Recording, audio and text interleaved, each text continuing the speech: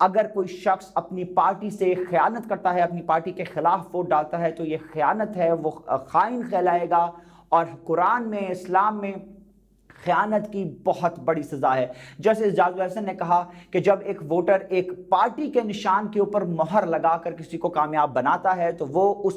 شخص کا، اس M N اے کا ووٹ نہیں ہوتا، وہ پارٹی کا ووٹ بن جاتا ہے۔ السلام علیکم، آپ دیکھ رہے ہیں ٹرینڈز ناؤ ود عبیر خان۔ سب سے پہلے بات کرتے ہیں سپریم کورٹ میں ہونے والی صدارتی ریفرنس پر ہیئرنگ کی۔ آج تیسرا دن تھا اس ہیئرنگ کا، اس صدارتی ریفرنس پر، اور آج بھی جو آبزرویشنز آئی، جو کامنٹس آئے، اس سے جو تبصرہ کار ہیں، جو مبصرین ہیں، وہ یہی دیکھ رہے ہیں کہ جو سمت ہمیں تعین ہوتی نظر آ رہی ہے وہ حکومت کے حق میں ہی جاتا نظر آ رہا ہے ہمیں معاملہ۔ آج سپریم کورٹ سے جو کچھ آبزرویشنز آئی وہ آپ کو بتاتے چلیں۔ سب سے پہلے جو چیف جسٹس ہیں انہوں کی ایک آبزرویشن آئی، chief justice of Pakistan justice Umar Ata Bandial نے کہا کہ اگر کوئی شخص اپنی پارٹی سے خیانت کرتا ہے، اپنی پارٹی کے خلاف ووٹ ڈالتا ہے تو یہ خیانت ہے، وہ خائن کہلائے گا، اور قرآن میں، اسلام میں خیانت کی بہت بڑی سزا ہے۔ جیسے جاج احسن نے کہا کہ جب ایک ووٹر ایک پارٹی کے نشان کے اوپر مہر لگا کر کسی کو کامیاب بناتا ہے تو وہ اس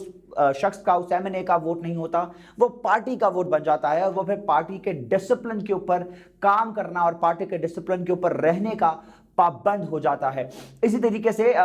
سپریم کورٹ نے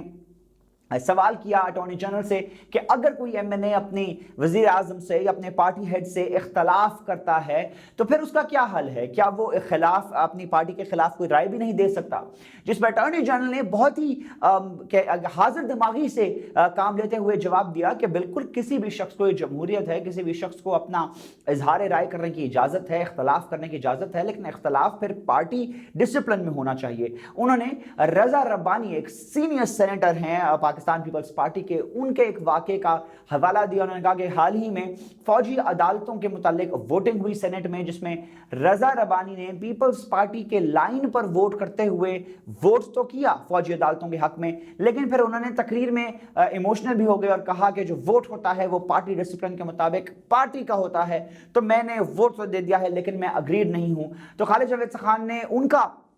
ریفرنس دیتے ہوئے کہا کہ آپ اختلاف کریں لیکن آپ پارٹی کے اگینسٹ ووٹ نہیں کر سکتے، اور اگر آپ بہت زیادہ اختلاف کرتے ہیں تو آپ بالکل استعفیٰ دے دیں، اور استعفیٰ دے کر آپ اپنا پارٹی میں احتجاج ریکارڈ کروائیں۔ جس کے اوپر جج صاحبان نے یہ پوچھا کہ کیا استعفے دینے پر آپ نااہلی مانگ رہے ہیں؟ تو انہوں نے کہا کہ نہیں، ہم اگر رکنیت سے استعفیٰ دے دیتا ہے ایک شخص تو اس کے بعد پھر اس پہ کوئی قدغن نہیں ہے، یہ کسی کا بھی حق ہے کہ وہ اپنی ایم این اے شپ سے استعفیٰ دے دے۔ اس کے اوپر جسٹس جمال کا بھی ایک بہت ہی انٹرسٹنگ ریمارک آیا ہے۔ انہوں نے کہا ہے کہ میں لوٹوں کو سپورٹ کرنے والا میں آخری شخص ہوں گا، لیکن دیکھنا یہ ہے کہ ہم کن کو لوٹا کہہ رہے ہیں اور لوٹا کہنے سے کی ڈیفینیشن کیا ہے۔ خالد جاوید خان نے یہ پوائنٹ بھی ہائی لائٹ کیا کہ سندھ ہاؤس سے جو M N As P T I کے ناراض اراکین بازیاب کرائے گئے تھے ان میں کچھ ریزرو سیٹس والے بھی تھے، اور خالد جاوید خان نے کہا کہ ریزرو سیٹ تو سیدھی سیدھی امانت ہوتی ہے پارٹی کی، ان کا اپنا کیا اوپینین، ان کی اپنی کیا رائے۔ اس کے اوپر بھی جو ججز ہیں انہوں نے اسی طرح کے ریمارکس دیے کہ ہم دیکھتے ہیں کہ معاملہ ہم نے کس طرف لے کر جانا ہے، اور وہ شخص جو پارٹی کے خلاف ووٹ کر دے گا اس کے بعد یہ فیصلہ کیا جائے گا کہ کیا اس کو تحیات نااہل کرنا ہے یا نہیں۔ ہم کسی کو ووٹ ڈالنے سے نہیں روک سکتے۔ اس تمام پروسیڈنگ کے بارے میں سینئر کورٹ رپورٹر صدیق جان کی ٹویٹ بھی منظر عام پر آئی ہے، اور انہوں نے بھی اپنے مخصوص انداز میں ٹویٹ کرتے ہوئے کہا کہ گیم ڈل چکی ہے، گیم آن ہے۔ انہوں نے وہ تمام پی ٹی آئی کے منحرف اراکین سے ایک طرح سے تنزیہ اپیل کی کہ ابھی رک جائیں، ابھی جو آپ نے پیسے کھائے ہیں، ہم صدیق جان کی ٹویٹ کوٹ کر رہے ہیں کہ جو آپ نے پیسے کھائے ہیں وہ ابھی خرچ نہ کریں، وہ مسلم لیگ نون اور پیپلز پارٹی کو واپس کرنے پڑ سکتے ہیں، کیونکہ اٹارنی جنرل خالد جاوید خان نے سپریم کورٹ میں گیم ڈال دی ہے اور معاملہ حکومت کے حق میں جاتا ہوا صدیق جان کو نظر آ رہا ہے۔ دیکھتے ہیں آنے والے دنوں میں اس کیس کا کیا فیصلہ ہوتا ہے۔ ہم بار بار یہ کہہ رہے ہیں کہ اگر یہ کیس ہارس ٹریڈنگ کو روک دیتا ہے، اگر یہ کیس یہ کہہ دیتا ہے کہ منحرف اراکین کا ووٹ کاؤنٹ نہیں ہوگا، تو نہ صرف یہ پی ٹی آئی کی حکومت بچا سکتا ہے کیس، بلکہ ہارس ٹریڈنگ کے ناصور کو بھی ہمیشہ کے لیے اس ملک کی سیاست سے نکال سکتا ہے۔ اور اب بات کرتے ہیں کل شہباز شریف صاحب کے ایک انٹرویو کی، جس میں ایک دفعہ پھر پاکستان مسلم لیگ نواز کے پریزیڈنٹ شہباز شریف نے बहुत ही बिलो द बेल्ट गुफ्तगू करते हुए first lady of Pakistan Bushra बीवी के मुतालिक बहुत ही नाजेबा गुफ्तगू की। वो आसमा शिराजी साहिबा को इंटरव्यू दे रहे थे और उन्होंने कहा कि बनी गाला में जादू टोना होता है, और बहुत ही एम्फसाइज करके उन्होंने बार बार कहा कि वहाँ को गोश्त जलाया जाता है, चिकन को जलाया जाता है। मैं आपको बता रहा हूँ, मैं बहुत ही वसूख से बता रहा हूँ। अफसोस की बात यह है कि सामने बैठी भी एक खातून सहाफ़ी थी। हम तवक्को करते हैं ख़वातीन से कि अगर किसी दूसरी खातून को डिग्रेड किया जा रहा हो, उसके किरदार कुशी की जा रही हो, तो ख़वातीन की ज़्यादा ज़िम्मेदारी बनती है कि वो वहाँ पर स्टॉप करें, उनको बोलें कि ये आप एक खातून के मुतल्लिक़ नाज़ेबा गुफ्तगू कर रहे हैं। लेकिन उस पर आसमा शिराजी बहुत ही ठंडे अंदाज में उन्होंने उनसे पूछा कि आपके पास कोई सबूत है, तो शहबाज शरीफ साहब ने कहा कि मैंने तो क्लेम कर दिया है, अब इन लोगों से कहें कि ये सबूत के साथ मुझे गलत साबित करें। एक दफ़ा फिर हमें बहुत ही बिलो द बेल्ट सियासत होती नज़र आ रही है, जहाँ तरीके इंसाफ और इमरान खान के ऊपर ये बहुत तनकीद की जाती है कि वो गलत ज़ुबान का इस्तेमाल करते हैं, वो बिलो द बेल्ट सियासत में टर्मिनोलॉजीज़ लेकर गए हैं। डीज़ल कहने पर या बूट पॉलिशिया कहने पर इमरान खान जब ये इस्तेलाहात इस्तेमाल करते हैं, बहुत से सहाफ़ी उनको इस बात पर टोकते हैं, उनको क्रिटिसाइज़ करते हैं, कहते हैं कि जी इमरान खान ने और PTI वालों ने ज़ुबानें गंदी कर दी हैं। तो हम तवक्को करते हैं वो तमाम सहाफ़ी, वो तमाम कमेंटेटर्स, वो तमाम बाहरी बाजू के लोग जो इमरान खान और तरीके इंसाफ पे क्रिटिसाइज़ करते हैं, उनकी गलत टर्मिनोलॉजीज़ पे वो शहबाज शरीफ साहब के इस इंटरव्यू पे भी कमेंट करेंगे, क्रिटिसाइज़ करेंगे, क्योंकि किसी के घर की भी ज़ाती ज़िंदगी पर, किसी के ज़ाती अमाल के ऊपर और किसी की अहलिया के ऊपर इस तरीके से इल्ज़ामात लगाना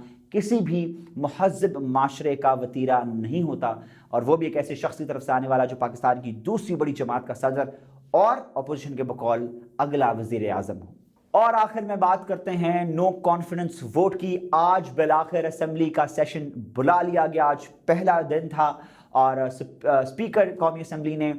जो मरहूम और रुकन असम्बली हैं ख्याल ज़मान PTI के, उनके लिए दुआए मग़फ़रत करवाई, और उसके बाद उन्होंने असम्बली का सेशन एडजर्न कर दिया, मंडे तक इसको मुलतवी कर दिया। और असद कैसर ने दलाइल भी दी कि ये हमेशा से रवायत रही है कि जो भी MNA अगर किसी की डेथ होती है तो उसकी इज़्ज़त में जिस दिन उसकी दुआए मग़फ़रत होती है और कोई काम नहीं किया जाता, ये एक ट्रेडिशन है कौमी असम्बली का, इसलिए मैं उस ट्रेडिशन को फुलफिल करते हुए आज कोई और काम नहीं करूंगा। आज का दिन उन्होंने उस मेंबर्स कौमी असम्बली को डेडिकेट करते हुए ख़त्म कर दिया। आज कौमी असम्बली में